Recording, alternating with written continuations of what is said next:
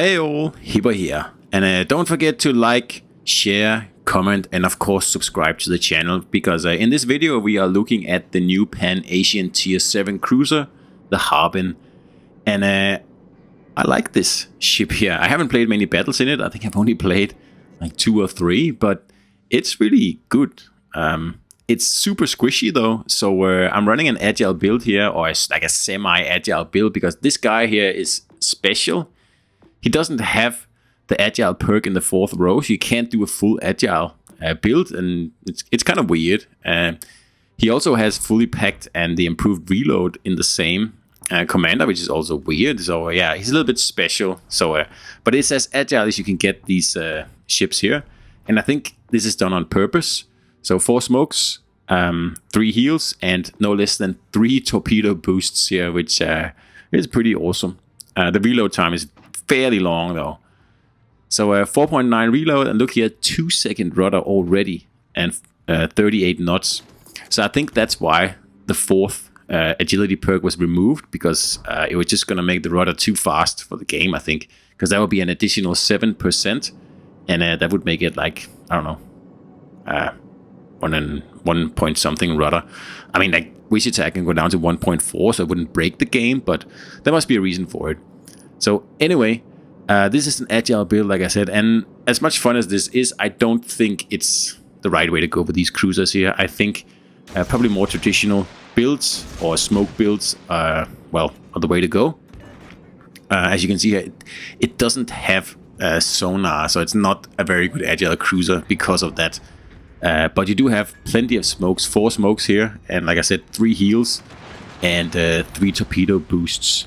And in some other games I played, that torpedo boost really works well, because you can take out a full health battleship with those things, and very useful. So of course it's a tier 7, and the tier 8 we're still waiting for that one. We'll get it next update. That one I don't know if I like as much. It looks more like a kind of an Atlanta really. And that's not one of my favorite ships, so we'll wait and see that one.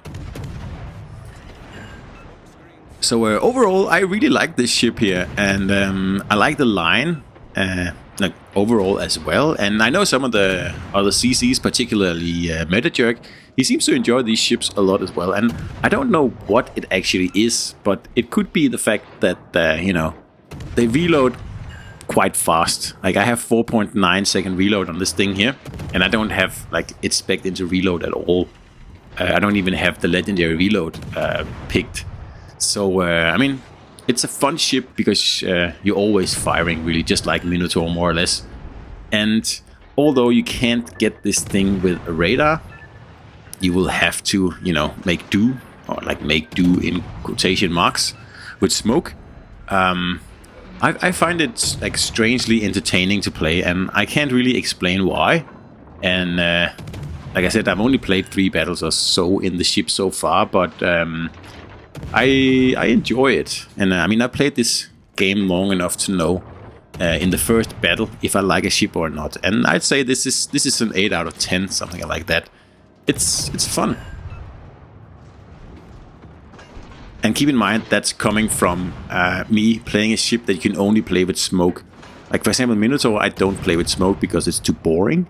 But, again, I don't know why, but Harbin just seems entertaining to play. And perhaps it's just because it's a new line of ships, and you get deep water torpedoes. Keep that in mind, by the way. You are not going to torp any destroyers with these things here. You are only going to torp cruisers, battleships, and carriers, of course. But on the other hand, it is entertaining. It's very nice to get something different in the game for a while. And Pan-Asian cruisers are like very interesting. I would love to see some of the premiums, like the Charles Martel wannabe, and all that stuff. And there's also the tier 5 premium that I haven't done an agile build on yet, because I will do it, but with this guy here, this commander, I can't get the rudder down as low as I thought I would be able to once we got an agile commander, because I said he's not really full agile. He's kind of a weird, like, semi-agile reload guy. He's kind of strange. He doesn't. No other nation has a tech tree commander like that guy, which is weird. So what makes this ship fun is the torpedo, kit out here. And in my opinion, I think that's what you should be speccing into: smoke and torpedoes, in whatever shape or form you prefer that. That seems to be what makes this ship perform well. And with the torpedo boost, you can get off an awful lot of torpedoes. It just seems to work really well. It's a very balanced ship, in my opinion, this tier 7 here. And I haven't played any of the other ships yet, like the tier 6 or the tier 5 or the tier 4, and obviously not the tier 8 because it's not available yet. But I'm assuming it's sort of like the same playstyle. I don't know. And like you see, you have very long range on these torpedoes here. And after playing the Yoshino, I really like that. It's sort of a more an Atago with a longer reach. Except this one is obviously not an Atago, but it's a decent fire starter. It's not the best in the game by far, and the AP is like let's say middling. It's okay, but even like catching, like for example, the mines broadside, I still haven't got any citadels on a guy like that, because it has 152mm guns here, and the AP is I don't know. It's not fantastic, but it's also not bad at all. It's kind of like middle of the pack. The AT is also not like spectacular, but it's also not bad. So it's a very like well-rounded cruiser, I think, and I think I'll be playing it quite a bit, really. But again, coming back to the agile build here, because the commander doesn't have a 4th row of an agile perk, you don't have to spec that many resources into him. I think I have my guy at 14.3, and I believe that's fine, or it could be 16, I can't remember. But you don't have to put a lot of universal commendations into this guy to get that last 2% of rudder, which you do on all the other agile commanders. So that's obviously a plus.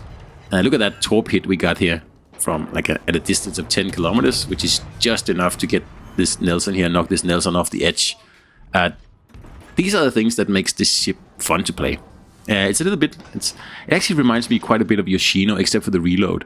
And I mean, that's a good thing. I like Yoshino, and I hate Azuma, but Yoshino I think is an interesting ship to play, and I kind of enjoy it.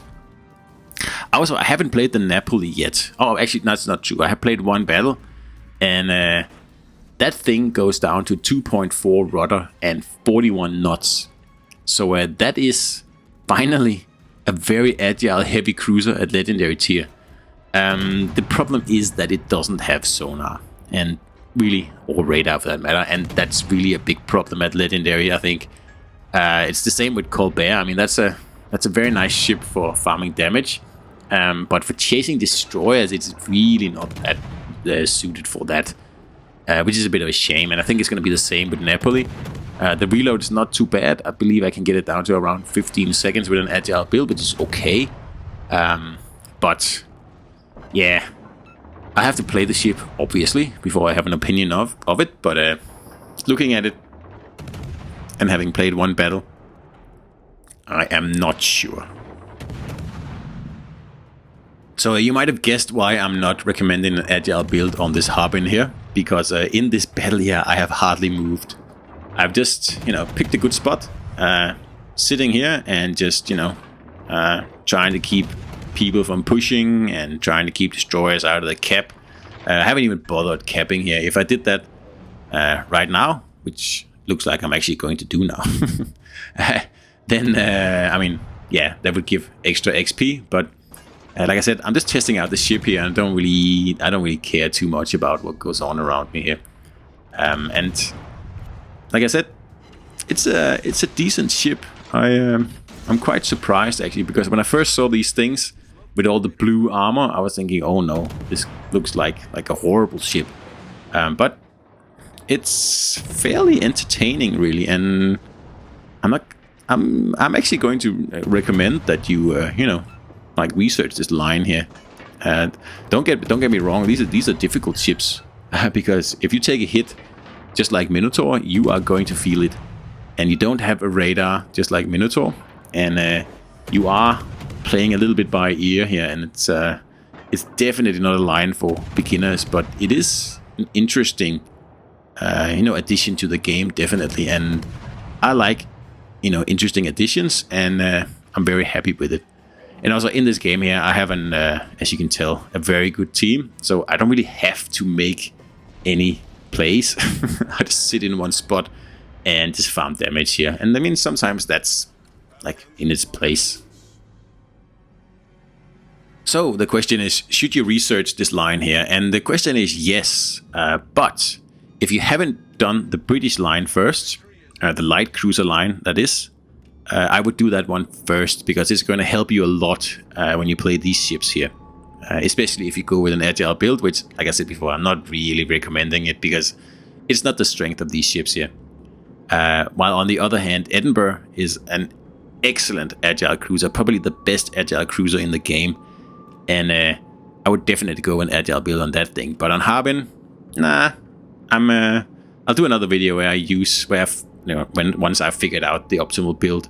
But it's going to be something along the lines of torpedoes and smoke, I'm afraid. And that's just the way it is. Reload, I don't think is makes much sense on this ship, because the reload is already 4.9 at the moment without any you know, perks or inspirations or anything like that. And that's decent. That's fairly good for tier 7. So that's not my main focus of the ship here. But smoke and torpedoes, and as you can see, I still have one torpedo reload boost left that I haven't used in this game, and I hate having those things left over.